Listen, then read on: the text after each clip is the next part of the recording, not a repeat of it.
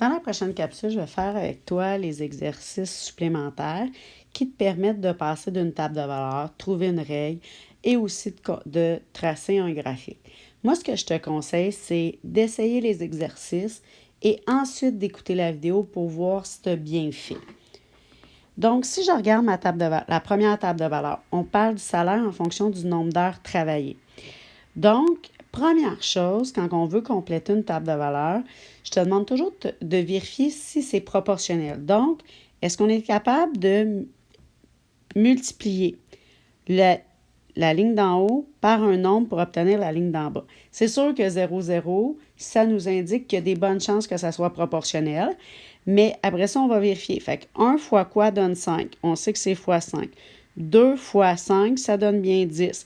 Donc, on sait qu'on a un coefficient de proportionnalité.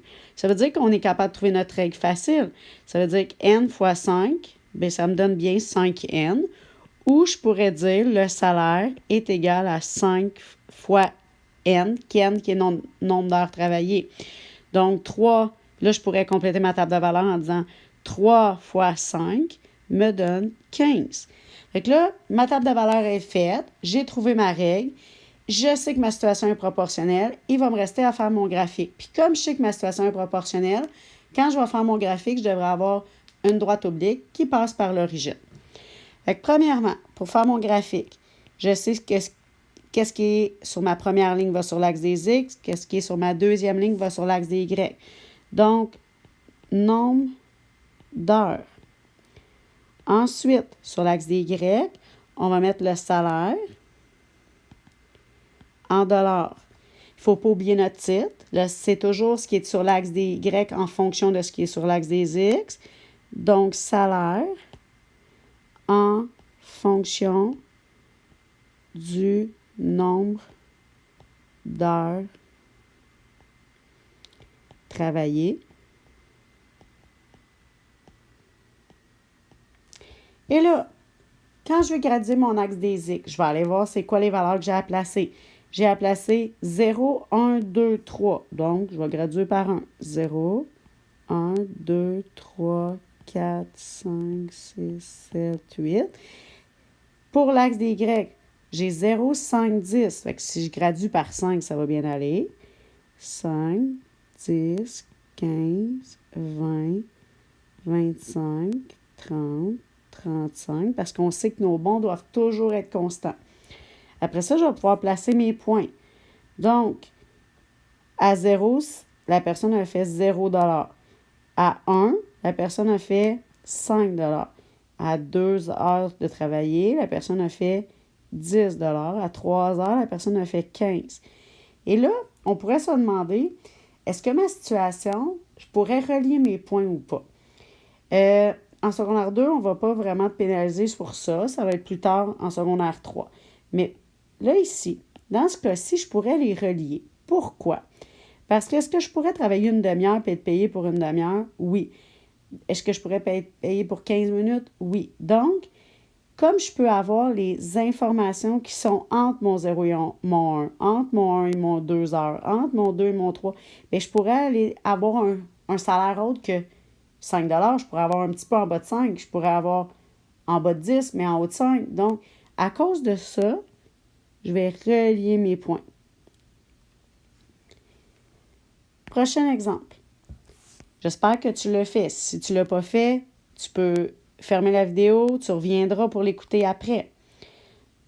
Donc, première chose, je vais me demander si ma situation est proportionnelle. Qu'est-ce que je suis capable de trouver par quoi je multiplie ma première colonne pour obtenir ma deuxième? Fait que 5 fois quoi donne 10? 5 fois 2. Est-ce que fois 2 fonctionne pour le suivant? 10 fois 2, ça donne bien 20. 15 fois 2, ça donne bien 30. Donc, ça veut dire que j'ai un coefficient de proportionnalité qui est de 2. Fait que j'ai une règle qui va être 2n, où je pourrais dire, ça va être mon coût, qui va être 2n, donc 2 fois le nombre de fleurs que j'ai achetées. Et là, je vais être capable d'aller faire pour 20 fleurs, puisque 20 fois 2, ça va me donner 40. Là, une autre petite chose que je veux te faire réaliser. Quand ma situation est proportionnelle, ça va bien, mais ici, mon coefficient n'est pas de 2. Je n'ai pas ajouté 2, mais j'ai ajouté 10. Puis ici, j'ai ajouté 10. Mais pourquoi? Bien, si on va voir mon nombre de fleurs, ici, c'est plus 5. Ici aussi, c'est plus 5. Fait que c'est peut-être pour ça, parce que si on réfléchit, le coût divisé par mon nombre de fleurs, fait que là, on a ajouté 10 $, mais pour 5 fleurs de plus. Donc, 10 divisé par 5, ça fait 2 $ pour une fleur. Mais mon coefficient que j'ai trouvé ici, c'est toujours pour un objet, une fleur. Fait que c'est le même 2, mais il faut faire attention. Quand je le regarde en ajout pour passer d'une ligne à l'autre, il faut toujours que je vérifie si c'est-tu pour une fleur ou si c'est pour plus. Fait que c'est pour ça que ici, j'avais un plus 10, mais quand je fais mon coût divisé par mon nombre de fleurs, j'arrive à la même chose parce que c'est mon taux unitaire. Ça veut dire le coût pour une fleur. Maintenant, si je vais compléter ma table de valeurs, on se rappelle que ce que j'ai dans ma première colonne va aller sur l'axe des X, ce que j'ai dans ma deuxième va aller sur l'axe des Y. Donc, nombre de fleurs et le coût. Sur l'axe des X, je vais être capable de placer 5, 10, 15. Donc, 0, 5, 10, 15, 20, 25, 30, 35, 40, 45. Je vais être capable de placer sur l'axe des Y 10, 20, 30. Donc, je vais y aller en bon de 10. 10, 20, 30, 40, 50, 60, 70, 80, 90. Et là, mon titre, c'est le coût en fonction du nombre de fleurs achetées. Et là, si je place mes points à 0, bien, on n'a pas la réponse. Mais on sait que le coefficient, c'est fois 2. Fait qu'à 0, 2 fois 0, ça va faire 0. Et comme c'était proportionnel, parce que je savais que c'était fois 2, automatiquement, je sais qu'il y a le 0 à 0. Ensuite, 5, ça coûtait 10 $. 10 fleurs, ça coûtait 20 $. 15 fleurs, ça coûtait 30 $. Et là, bon, est-ce qu'on relie ou pas? Ben oui. Pourquoi? Parce que est-ce que je suis capable d'acheter une fleur? Ben oui. Est-ce que je suis capable d'acheter 2 fleurs? Oui. Donc, je suis capable de prendre les informations entre le 0 et le 5, entre le 5 et le 10, entre le 10 et le 20. Donc, dans ce temps-là, je vais avoir des prix qui vont être intermédiaires. Je vais avoir entre le 0 et le 10, entre le 10 et le 20. Pour cette raison-là, je vais aller relier le tout. Et je serai capable de lire mon graphique par la suite. Prochain exemple qu'on va faire ensemble. Bien, je te demande de l'essayer avant. Ferme ta vidéo, tu l'ouvriras pour écouter mes explications. Donc, je vérifie toujours s'il y a un coefficient de proportionnalité. Donc, 32 fois quoi donne 256? Si tu ne le sais pas, fais 250 divisé par 32. Ça va te donner 8. Et là, 34 fois 8, est-ce que ça donne 272? Oui. 36 fois 8 donne bien 288. Donc, ça veut dire que ma situation est proportionnelle. Quand je vais faire ma droite, c'est une droite oblique qui va passer par l'origine parce que j'ai 1 fois 8, donc un coefficient. Et là, si je fais 45 fois 8, ça me donne 360. Mes 3 petits points et ma règle, 8H, où je vais pouvoir dire que le salaire est égal à 8H. Donc, 8 fois le nombre d'heures travaillées.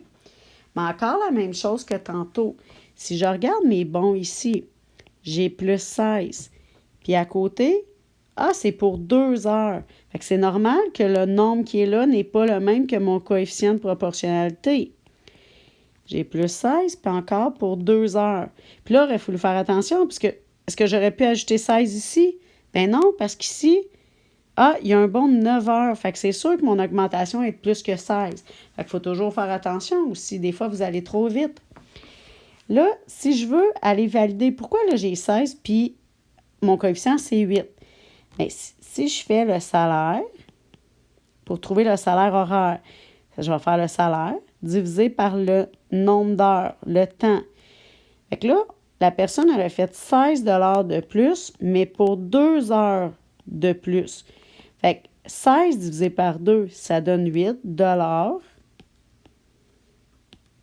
pour 1 heure. Donc, le taux horaire est mon coefficient de proportionnalité. Donc, c'est logique, fait que ça fonctionne. Maintenant, si je vais compléter ma table de mon graphique, on se rappelle que l'axe des X, c'est toujours ma première colonne, l'axe des Y, ma deuxième. Donc, le temps en heures et le salaire en dollars. Et je vais écrire mon titre, salaire en fonction du temps. Et quand je vais graduer, ici, il faut que je fasse attention, je vais être capable de placer 32, 34, 36. Je n'ai pas bien le choix de faire une coupure d'axe, puis là, je peux commencer à 32. Et le monter par 2. 32, 34, 36, 38, 40, 42, 44, 46, 48. Et là, sur l'axe des Y, je vais être capable de placer 256, 272, 288. Puis là, j'ai remarqué que j'ai des plus 16, mes deux premiers.